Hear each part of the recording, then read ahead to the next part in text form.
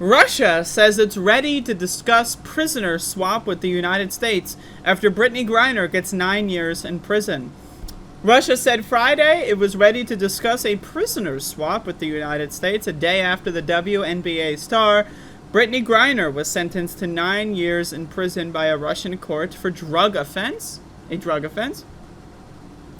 Foreign Minister Sergei Lavrov said Moscow was ready to discuss the topic, but only within the framework of a diplomatic channel that he said had been previously agreed upon by President Joe Biden and Russian President Vladimir Putin. There is a special channel that has been agreed upon by the presidents, and no matter what anyone says publicly, the channel remains relevant. What the fuck is this shit, the channel? What? There's a special channel, like on the television? Like, what does that mean? Like, on the radio? What is the channel? What the fuck? What is this? What are these people talking about? Just pick up the fucking phone. Like, what the fuck? We must go to the special designated channel in order to discuss the, like, what the fuck? It's called a fucking telephone. Like, Jesus Christ, it's 2022, not fucking 1915, motherfucker. My God. Anyway. Biden said Thursday his administration would continue to work tirelessly, blah, blah, blah, blah, blah. The U.S. has proposed that Moscow release the pair. Oh, actually, yes, there's another one.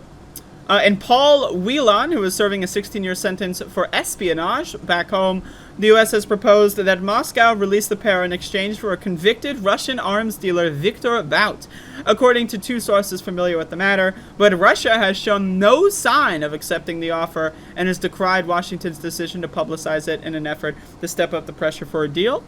Lavrov warned the U.S. against conducting public diplomacy and making loud announcements on the issue, suggesting it could imperil the high-stakes effort to secure a swap.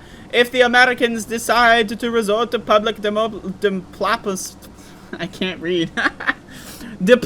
again and make loud announcements, this is their business, their problem. Secretary of State Anthony Blinken said Lavrov comments suggested Russia was preparing to engage through channels we've established. And we'll be... Oh, I love the channels. We're bringing the channels back.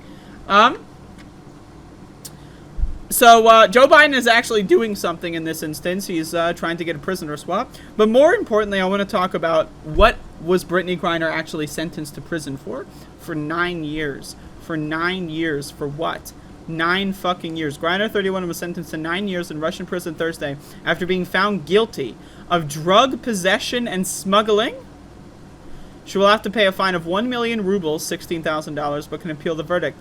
The basketball star was detained at Moscow's airport in February after Russian authorities said they found a vape canister containing cannabis oil in her luggage. So again, let's look back at the United States of America for a second. Joe Biden and Kamala Harris, when campaigning in the year of our Lord 2020, to become the U.S. President and the U.S. Vice President of these United States, they told, specifically they went to American rallies with predominantly black Americans, and told America that they would decriminalize marijuana, cannabis, weed, whatever you want to call it, nationwide when they got into power. So, what was Brittney Griner arrested and sentenced to prison for? Having trace amounts of oil stuck to the side of a cart after it was done, just thrown to the bottom of a purse or luggage or whatever, right? There are thousands and thousands and thousands and thousands and thousands and thousands and thousands of people in America that are in prison for that and less right now. So I just want to say, if Joe Biden is going to do this big public, bring Brittney home thing, you know what would be great? You know what would make me respect him a lot more?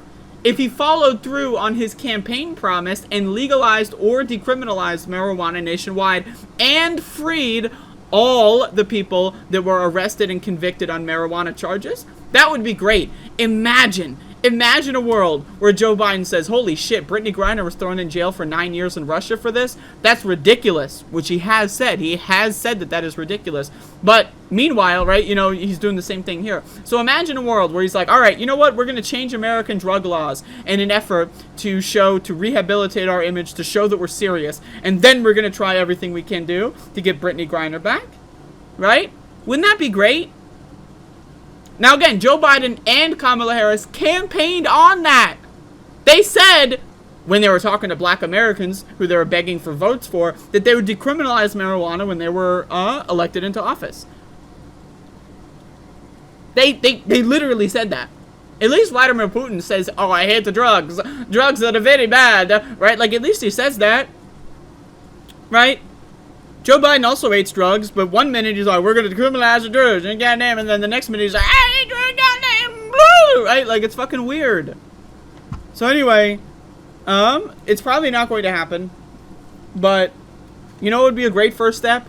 If Joe Biden actually proved he was serious on the subject and decriminalized marijuana, which he can do with executive action. It takes literally 10 seconds. All he has to do is sign a piece of paper. That's it. Not even 10, like 4 seconds.